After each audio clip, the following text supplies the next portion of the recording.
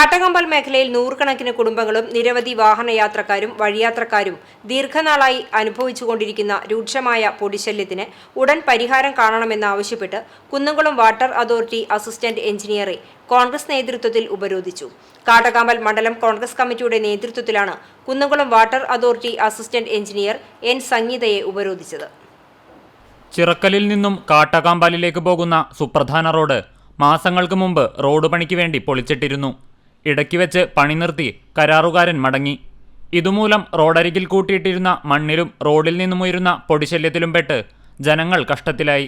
ഇതിനിടയിലാണ് ജലനിധിയുടെ പ്രവർത്തനത്തിന്റെ പേരിൽ റോഡുകൾ വെട്ടിപ്പൊളിച്ച് പൈപ്പിടൽ പ്രവർത്തനം ആരംഭിച്ചത്. ഇതോടെ രൂക്ഷമായ പൊടിശല്യമാണ് റോഡിനിരുവശത്തുമുള്ള നൂറുകണക്കിന് കുടുംബങ്ങൾ അനുഭവിച്ചത്.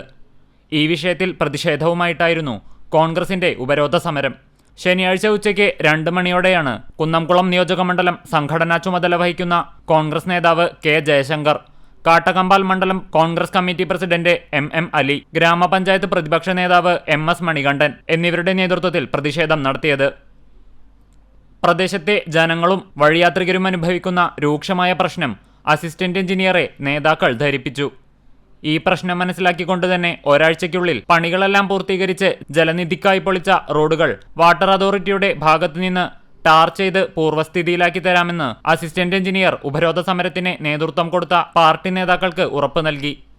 ജലനിധിയുടെ പണി നടക്കുന്നതിനാൽ വെള്ളം നിലച്ചുപോയ പ്രദേശത്ത് അടിയന്തരമായി ശനിയാഴ്ച രാത്രിയോടെ ഈ പ്രശ്നത്തിനും പരിഹാരമുണ്ടാക്കാമെന്ന് അസിസ്റ്റന്റ് എഞ്ചിനീയർ അറിയിച്ചു. ഉറപ്പ് പാലിച്ചില്ലെങ്കിൽ കടുത്ത സമരപരിപാടികൾക്ക് കോൺഗ്രസ് നിർബന്ധിതരാകേണ്ടി വരുമെന്ന് നേതാക്കൾ പറഞ്ഞു.